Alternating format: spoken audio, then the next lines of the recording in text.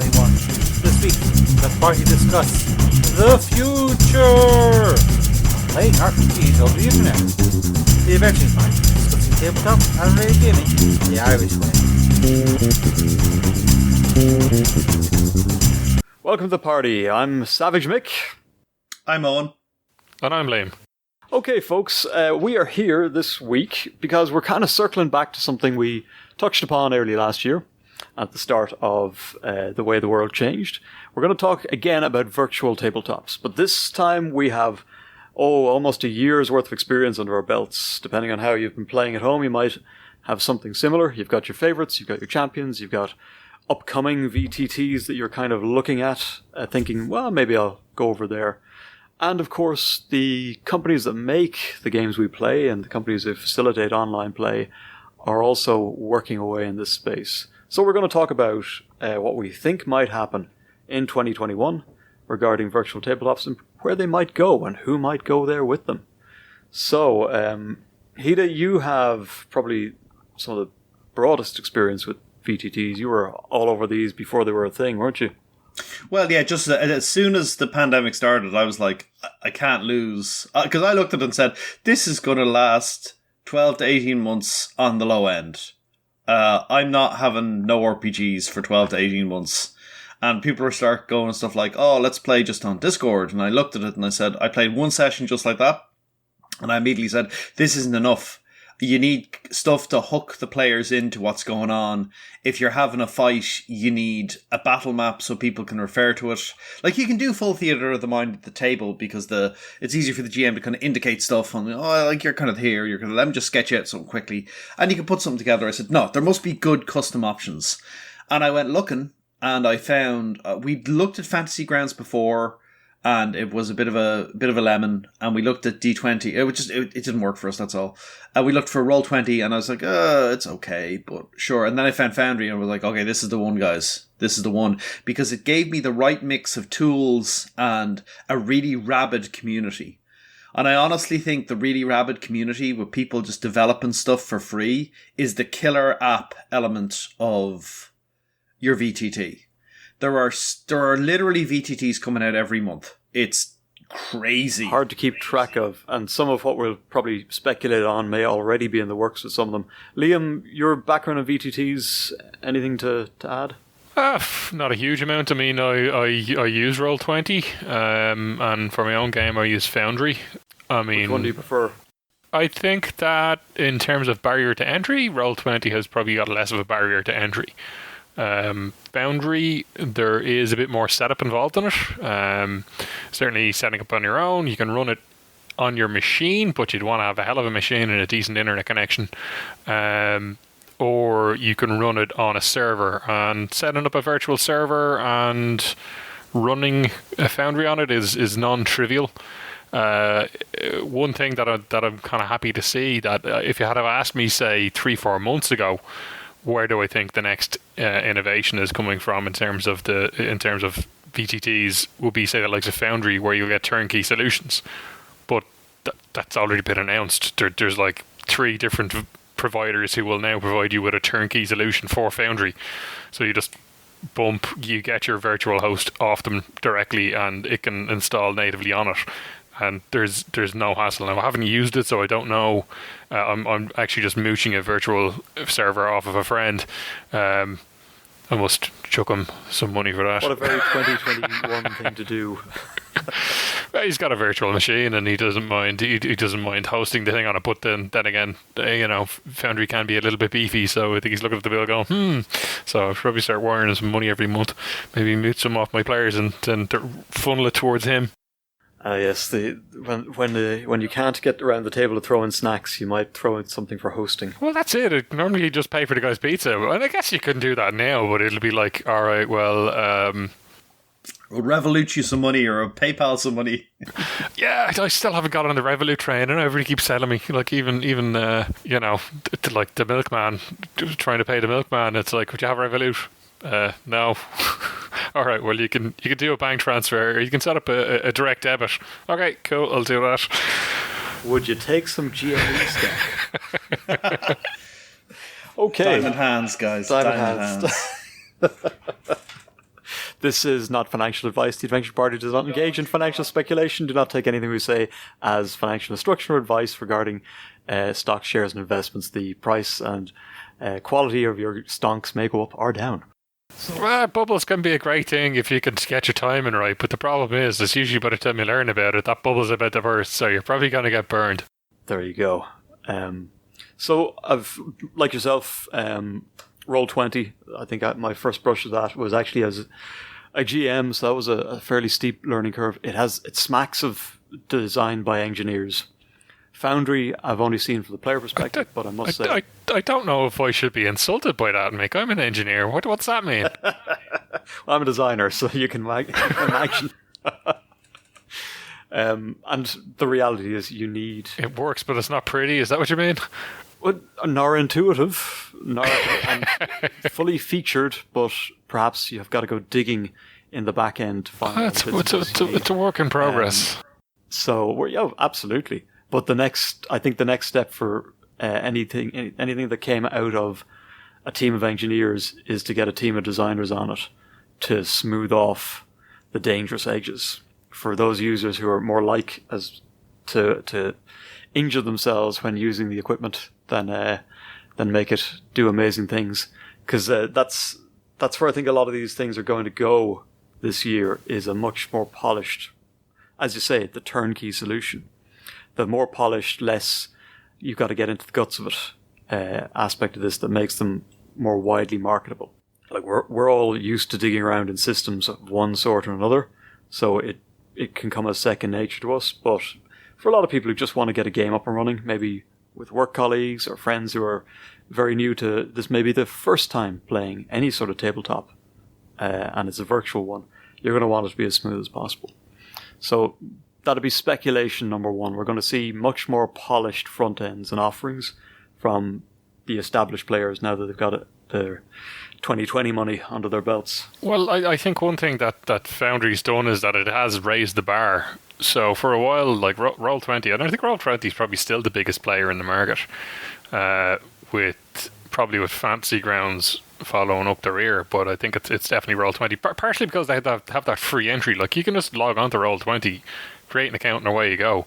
And so long as you don't want access to rule packs or compendiums and stuff, you just play. It's fine. You know, so from that point of view, I have a lot of time for Roll20. Yeah, the UI is a bit clunky. It limits your storage space. But you can just jump on and go, hey, right, we'll just use the dice roller in it. You know, how do I add it up? Well, just look at your sheet. You know, it says +5, so you just roll /RD20 +5. Away we go. It's not a bit clunky. It's a monster. It's okay. To me, it's like, I guess the comparison would be like using MS Paint. Roll20 to me is MS Paint, and Foundry is GIMP. It's better than that. It's like, my background is in graphics packages and layout packages, and let me tell you, it took me a while to wrap my head around everything Roll20 was capable of doing.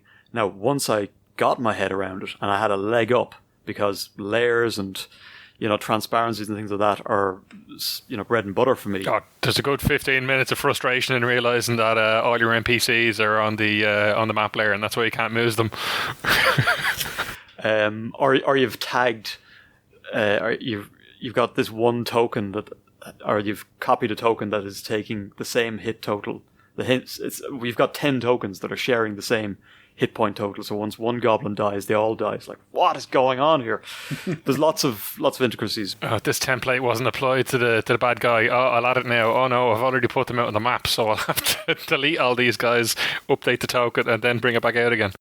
So I guess, so what are we expecting to see in terms of new features for the established players this year? Well, the big thing, a couple of things in mind. There's two things I think are really going to happen. The first is, like, with the exception of, so the big elephant in the room is what's 5th Ed going to do.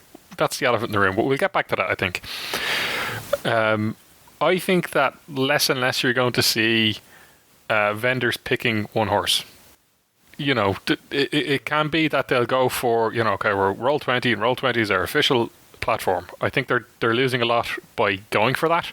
And I think more and more you're going to see vendors are going to turn around and go, you know what, let's make this content available for everything. Because guess what? if you don't support Foundry, it's a community. People are going to come up with their own rule set and do it, and they might say, this is not an official Traveller product, but it'll go with the rules or something like that. You'll be able to use the Traveller rules inside of it, or maybe they'll call it Schmaveller RPG, and you'll be able to load that up onto your Foundry Wanderer or whatever, and it will allow you to plug stuff in, and they'll go for that old thing of,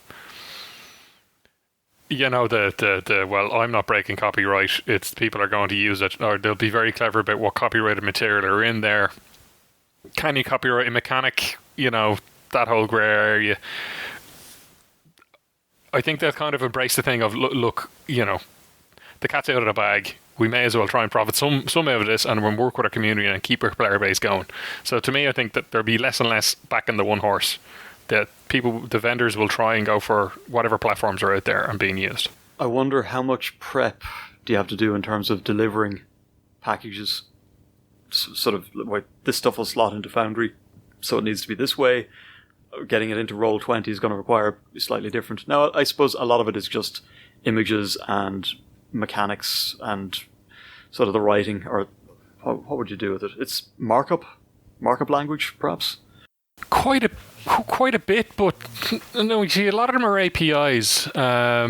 So it's a matter of how interoperable are the APIs with the various systems that are being used in the back end. One advantage that we do have is that there's less of a need to make each of the systems. So this would be for the systems themselves, for the Foundries, for the Roll20s and all. There's less need to table their backends to various different devices. Vendors used to have a nightmare with different chipsets and making sure this was compatible with this was compatible with this was compatible with this. But in general, everything is now being programmed for web browsers. And they'll just say, okay, these web browsers are supported. We have Firefox, we have Chrome, we have Safari. We don't support Edge or we don't support IE, but you know what? You can install the other one, or you can use it, but you're on your own. So APIs kind of get us around that problem, make it a little bit easier for game producers. The developers now, I don't know what it would be like to port one from one to the other, but I'm sure it can be done. Like, yourself, like that. There's a way, as long as you can find someone who knows their business. Yeah, I can see. So presumably the platforms themselves, Foundry, etc., are going to want to make it easy to get stuff into their system so that published material can kind of show up on their platform and be available to their community.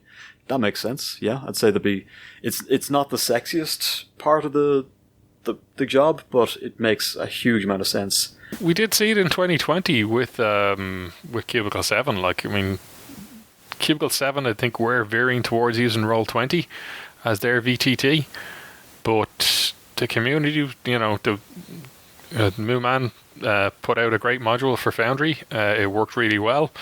There was a bit of, I guess, drama. Drama is probably too strong a word, but basically the module got withdrawn because one of the contributors for Cubicle 7 was arguing on the forums about the legitimacy of the module, and it contained copyright material and stuff.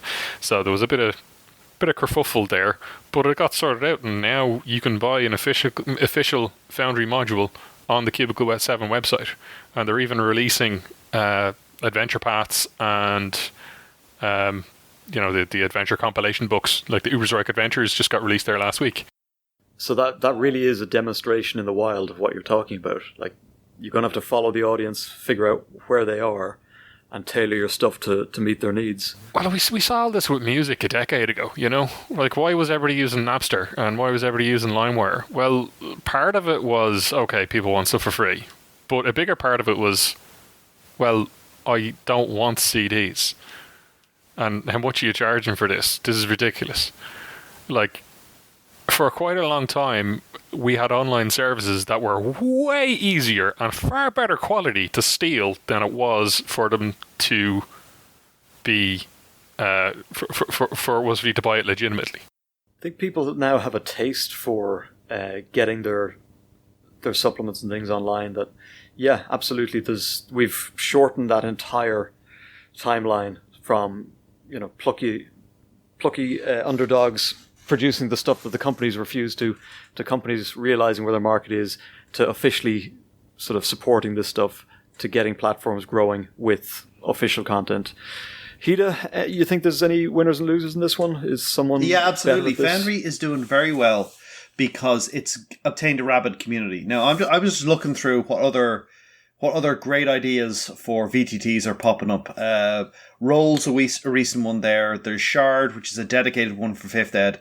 And they've got some brilliant ideas on them. But they need to hit a critical mass of community developing content for people to use for free to get a taste for it. I think the killer app is going to be content-related stuff where you go, okay, in Foundry, I can go on, I can pay 20 quid, and I can get Dragon Heist, or Rise of the Rune Lords, or Enemy in Shadows, already packaged and ready to go on the machine. I boot it up, and it's all set up for me, and I can start running it immediately, and I can focus on running it. So Roll20 has some of that, doesn't it? It does. But Roll20's performance, I don't like it very much, basically. Friday night lag is a thing. Oh, absolutely, yeah. Look, guys, the game's wrapping up at 10 o'clock, because if the game isn't wrapped up at 10 o'clock, the US East Coast comes online and everything dies. Yeah, we used to have a lot of that last year. Packaged rollout solutions. I've seen some of them in action on Roll20. They're really good. I'm playing through the Underdark one at the moment. Can't remember his name. I've got a game tomorrow. I should probably look that up. And I'm getting to see it sort of all. It's all there. It's all the maps. All the NPCs are kind of the tokens and the artwork and all that kind of crack.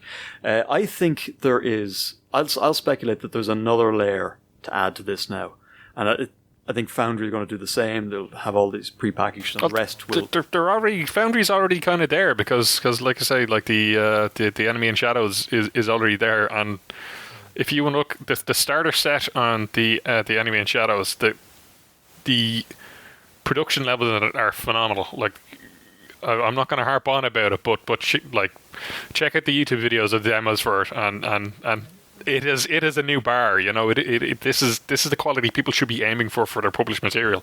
And you know what? I'll throw money at that. I will. So these things are currently, for want of a better word, 2D, sliding bits of paper across a paper map. Yeah. Who's going into 3D? That's where I want to find the next sort of benefit, I think, because there's so many 3D models out there. Have you seen the PCs that are generally required, the specs for them, for generally for you to run you independently, just you run a VR game? No, not VR, but I mean just I can so 3D battle maps, basically. Exactly, yeah. Like what is it? What's the Tabletop Simulator?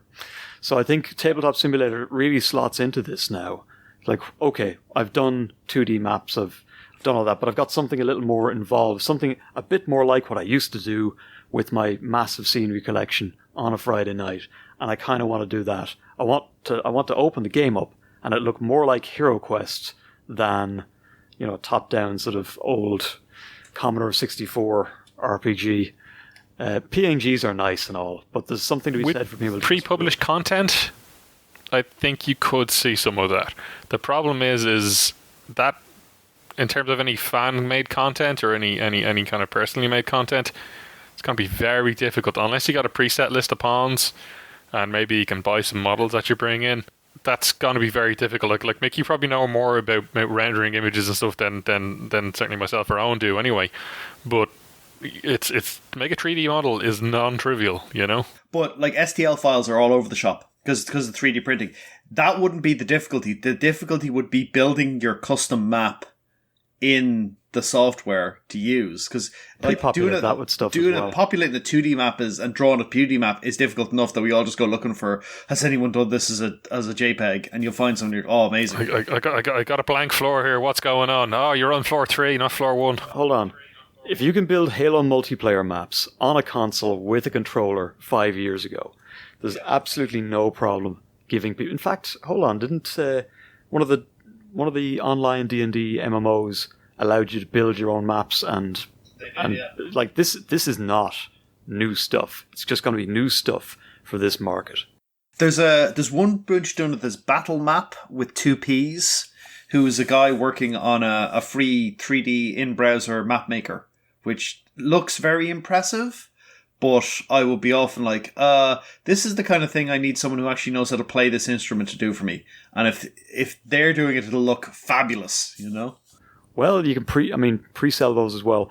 The user experience is the key here. It is trivial to put 3D models in front of people, but to actually get it to all link up and do something that you want it to do, I agree.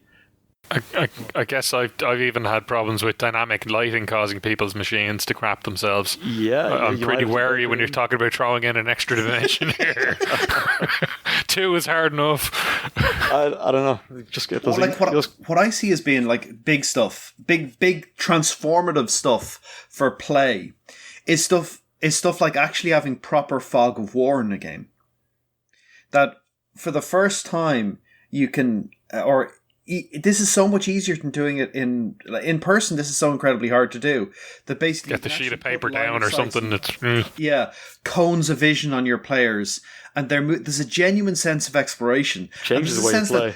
Someone could be moving around behind us, and you can do that to them, and that really freaks them out. Where all of a sudden the bad guys are moving around behind them, like, what the hell was that? I just saw something. Oh, what was it? I said, no, I saw it for half a second. I said, what was that? And I was like, well, what did you see? It looked like a bit like a tail or something. I was like, yeah, that's what you saw. Do any of them do vision cones yet? Yeah, Foundry does vision cones. You can do your horror.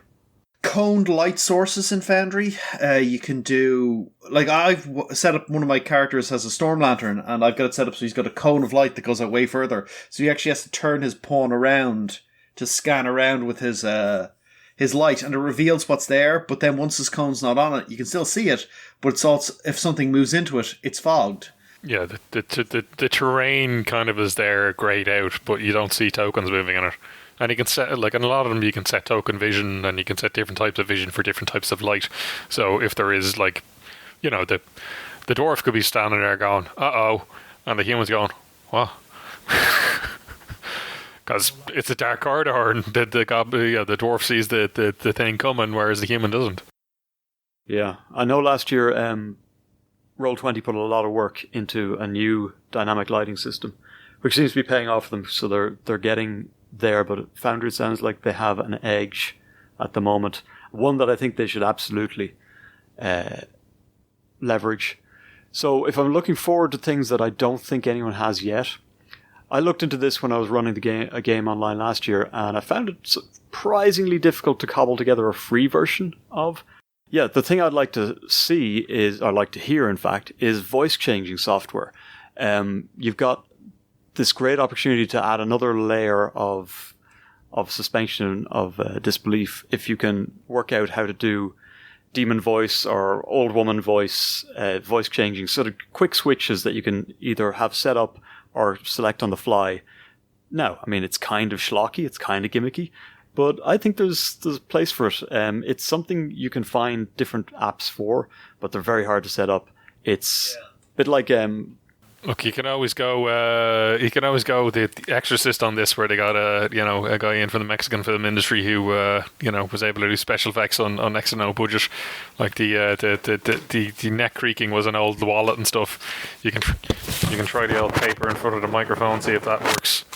Some sound effects, yeah. Lots of stuff like that, but that is the kind of thing that I think with enough people are requesting it, I think you could easily do it, because a lot of these tabletop things are doing. Some of them are just doing straight up voice capture, but some of them have voice capture with processing going on as well. You know, noise cancellation, boosting, certain thresholds for when their mic is picked up and not. A lot of them, maybe it's not great. Like, I know a lot of people who are using either Roll20 or perhaps even on Foundry. That could be down to the server that's being used. They're using, say, Discord as a backup, because Discord's voice capture is pretty good. So it could be that yeah, absolutely does the trick. So I don't see that being as a particularly tough ad. No, I think it's one it's kind of, we've concentrated on the visuals, but if you think about it, you're hearing the same person narrating and doing the voices and all the rest. I could imagine. I've heard your accents, Mick, so you can't just put it on a funny voice. I ask my group. Scottish-ish is a thing. Yeah, like you get stuff like the stream decks, which have all the customizable buttons. Yeah. Or, like streamers just be hitting those when you're doing stuff like, okay, it's Goblin voice, it's, So you'd need a software solution for this built into one of these platforms. There's a guy on Twitch I watch who scams scammers, and he has, he'll go to old lady voice or jock voice, and he does a bit of, he's obviously throwing his voice a bit, but the voice mask is doing a lot of the work.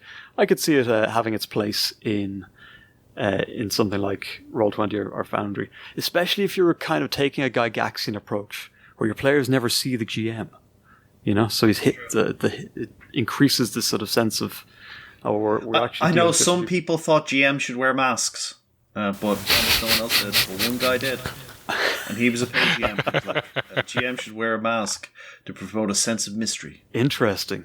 I was like, okay, you lunatic, but you do you. You're getting paid for this, so Well, I guess it's a bit like seeing the actors in the bar after the show. You're like, huh? It's a real person. This is weird. This isn't how I pictured this person at all. But then again, I guess they were murdering somebody on stage. They seem nice enough. Right. Any other wild speculation? Things we'd like to see? Hyperlinked rules text in the browser that you can basically. How does your ability work? Player right clicks on it. It shows up in the chat. Okay, it references these 3 other rules. We can just click on them and they show up in the chat as well, or click on them and they go to them in our private browser. So instead of having to go and refer to a rule book that's by your right, you can open up a little folder and all the rules are there and you just click on it. Oh, someone gets the bleeding condition. How does that work? Left click. Okay, that's how the bleeding condition works. That's a game changer in terms of attention. D&D Beyond is pretty good for that.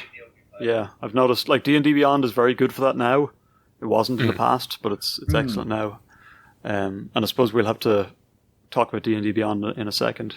That'd be one of those user experience things you're talking about, Mick, where it just makes the user experience so much easier. Now, that can be exhaustive in that they're putting links in absolutely everywhere, but you can do search tables and stuff to look up a lot of kind of hot link terms. But I don't know. Get a PDF and do a search for the term bleeding and see how many times that's used narratively as well or descriptively, and it's not actually the bleeding section in the rulebook. It can be a little bit more difficult. Well, it's one of those things that it shortcuts the learning process for new players as well. If instead of having to continually ask someone else, what condition is this and what does it do, they can just quietly, in their own window, click on it and read it while they're waiting for their round of combat to come around and be like, okay, now I know. And it's just going to get them up to speed a bit quicker. I know one of the best investments I made when I was running a lot of Pathfinder was the conditions deck. Right, and it's just a deck of cards that just has the conditions. You're blinded, draw a card. You're bleeding, draw a card. And the player straight away knows this is what this does. Now, they may not know that -2 to dex means that because they're using their dex to attack because they're a rogue or whatever, stuff like that. They might not know how to recalculate that, but you can quickly talk them through that, or at least you can just get a quick reference and tell them, right, well, you've got -1 to attacks. It's good kind of cheat sheet stuff to have, and as Hida's saying, so easy to put into a tooltip or a quick sort of hyperlinked annotation. They're getting most of the systems are getting more sophisticated as well, because they even a lot of them are applying those conditions as well, Oh, sure, yeah. You're flat-footed, bump, okay, your AC drops, cool, bunk. They're getting better. Yeah, it's where I feel the generalist stuff kind of falls down a bit. Roll20 has 40 icons you can apply to your character kit, but none of them actually link mechanically to anything. They're just visual reminders. Whereas if you could pick the visual reminder and have it apply the condition, then you'd kind of you'd kind of squeeze that loop in terms of things to keep track of and fiddle with while you're trying to play the game. So tighter integration for systems and system effects, things like that on the table. Tighter integration for systems and systems, because I think that vendors are more realizing that they're leaving money on the table. So if they get into that integration, then they will see the rewards out of it, and maybe they won't make massive amounts of money on selling it, but there may be knock-on effects in that. If you're playing in a game, you may still pick up a physical rulebook. You know, I don't think that they should look at it as a loss leader. I think that they should probably look at it. Look, we should be making some money out of this, but perhaps the money mightn't be as grand as it would be selling the full product. But it can have knock-on effects. So unless anyone else has a killer app feature they want to throw on the table, virtual otherwise, we might just move on to talking about the £800 gorilla that isn't in the room. Well, I guess the only thing I'll say is I think that there will be more and more modules like that. You'll start seeing your full integrated adventure paths. But I think Alan's already brought that up, so there's no point going in on it. Day and date of release, yeah? I would hope so, because I'm running through the Enemy Within, and you know, I'm a busy guy, and prepping my game is it's time consuming, you know, and just to be able to, like, if as soon as the books are out, then the module is out, it would be great. Yeah, absolutely. No, it's the virtual tabletops by no means reduce the amount of homework and prep work a GM has to do. Oh no, they increase it, like, compared to physical play, because you can't, like, you can set up stuff quickly at times as a physical GM. Someone decides to go somewhere else. You're like, oh yeah, guys, I need to get a map. Give me a second. I just find something suitable, you know? Yes, but of course the virtual tabletops do allow you to have any number of scenes prepared, which is kind of cool. But that's the thing. You have to prepare them. The £800 gorilla that we mentioned then is, for me at least, is D&D Beyond. And this is where we're going to go deep into the industry watch, folks.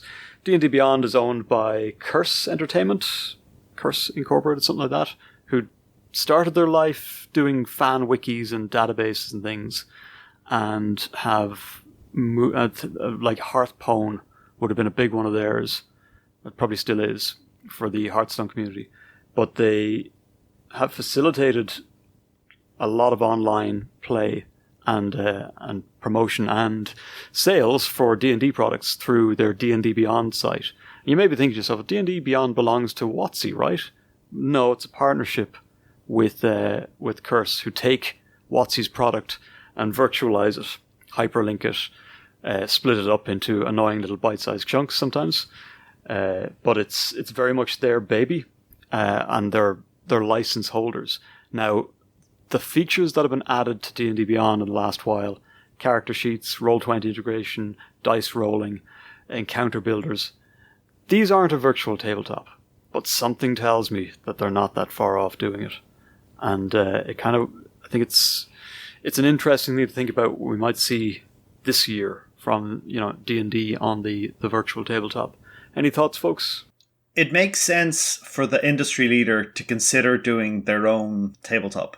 The problem is you're kind of going to try and convert people from the existing offerings, because they've all, like, everyone's like, no one doesn't have D&D supported on their VGT.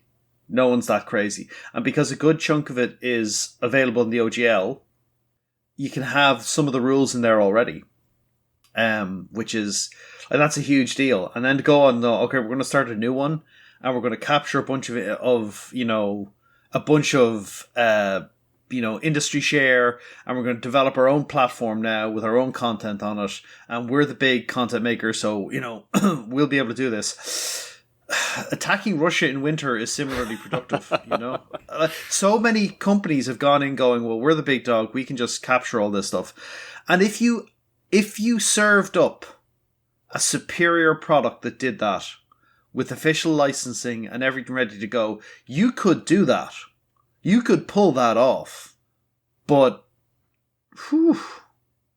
Liam, what do you think? Will they attempt it?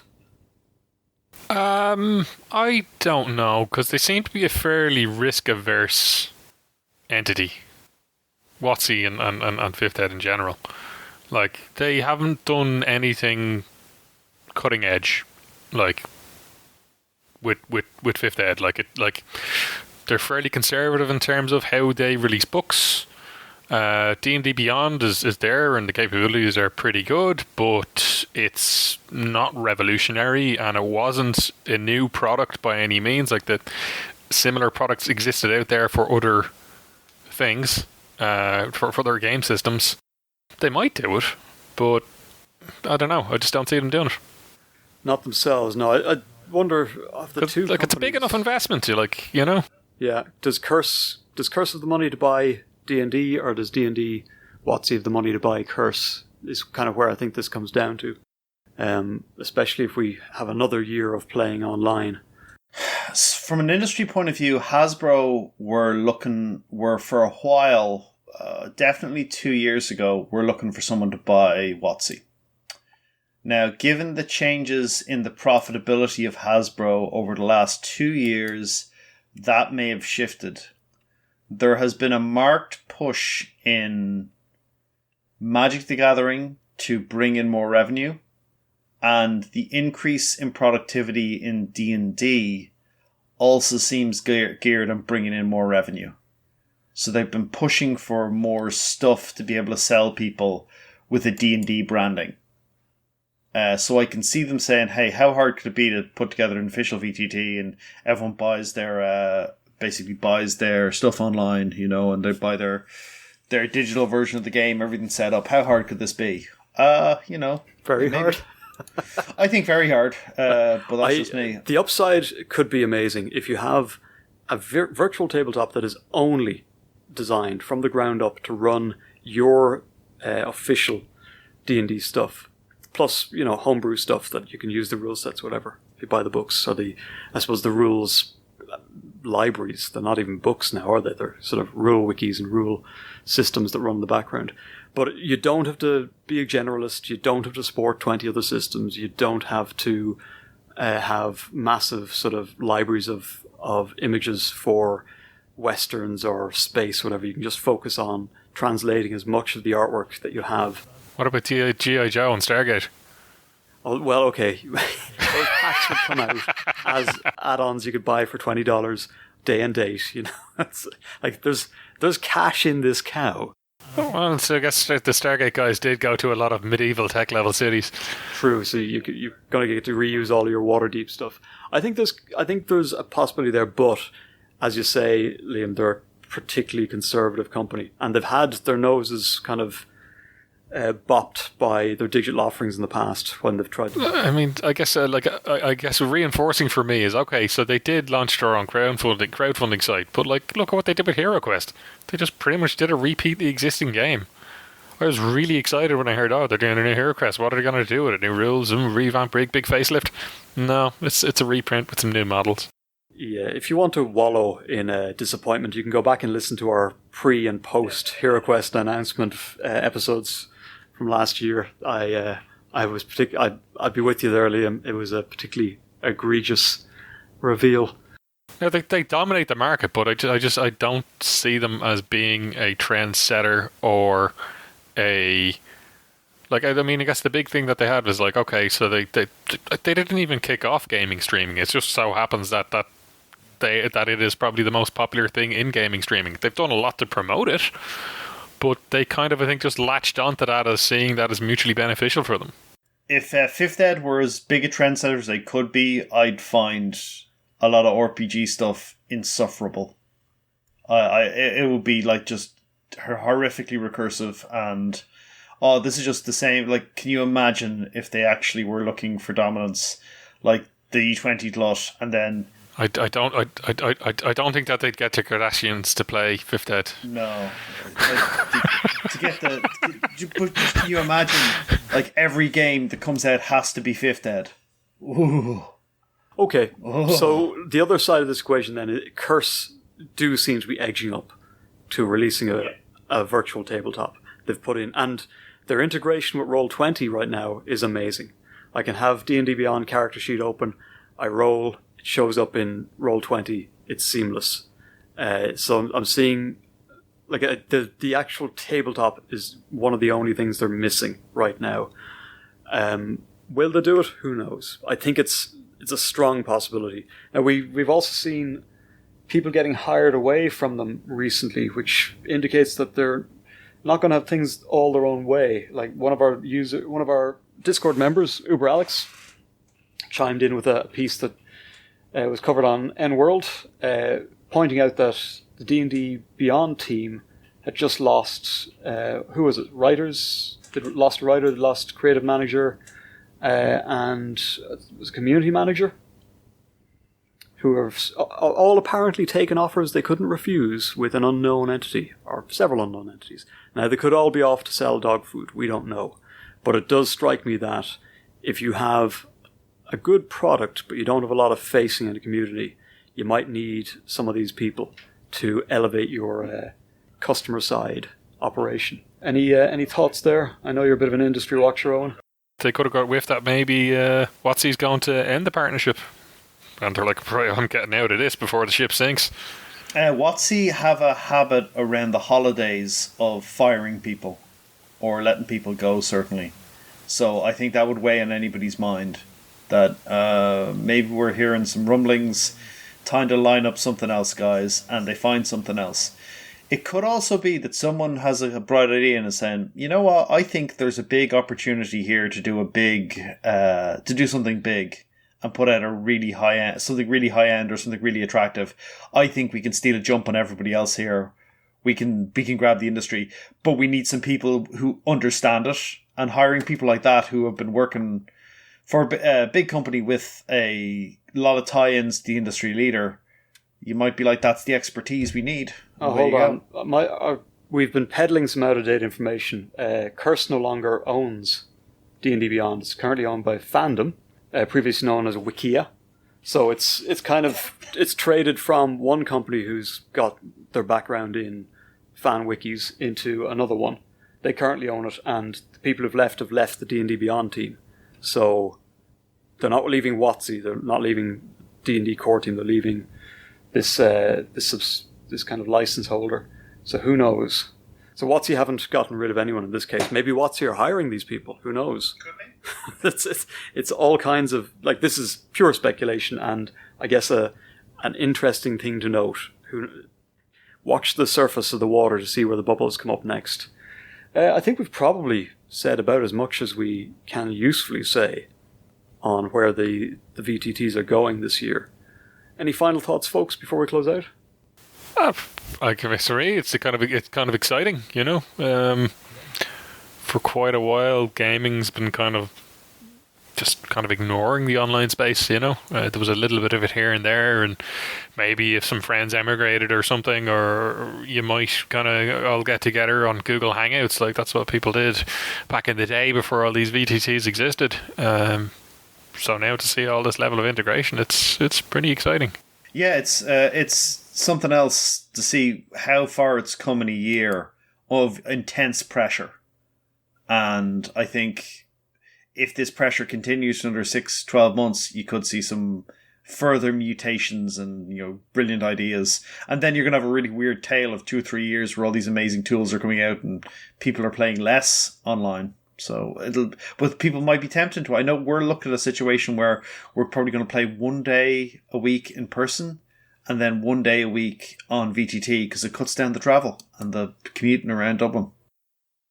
Yeah, so absolutely exciting things coming. I think last year and the years before that last year especially, we were just happy to have some alternative.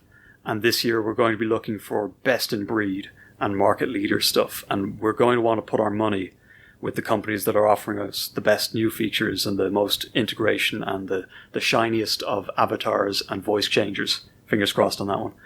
It should be an exciting year for VTTs. I happen to agree 100%. I think there's going to be a real merging of people's gaming habits if and when we exit lockdowns and sort of restrictions on travel. So I'll certainly be keeping up my virtual gaming while getting back to the table. I do like making bits of scenery, and it could be that we'll see weird integrations there as well. But who knows? For now, folks, we have been... It's actually kind of funny as a total aside. Oh, yeah? I find it way easier to not order takeout when I'm not sitting at a table full of people who are ordering takeout. Good for the wallet, good for the waistline. I think it's great that you don't have to fight everyone else and the battle map for space for your chow mein. It's benefits either way. Yeah, Deliveroo or Just Eat integration with virtual tabletops. Here we come. Yeah, you can actually have the buy your GM a pizza. Okay, right. Well, everybody put together their bunk. Great idea. Press the order pizza button. Okay, so food integration into virtual tabletops is probably, when we come back to this topic in 2022, we'll be taking a serious look at how that's gone. But for now, this has been Liam, Hida Eoin, I've been Savage Mick, and this virtual party is over.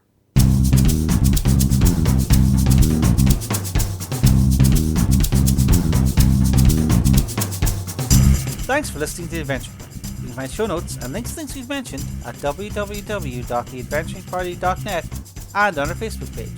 You can leave comments there, or talk to our Twitter account at AdventuringPTY, or you can record a voice message at www.speakpipe.com/theadventuringparty. We can also be contacted directly by email at party@theadventuringparty.net. If you'd like to be in touch with the party all the time, come join our Discord server, link in the show notes.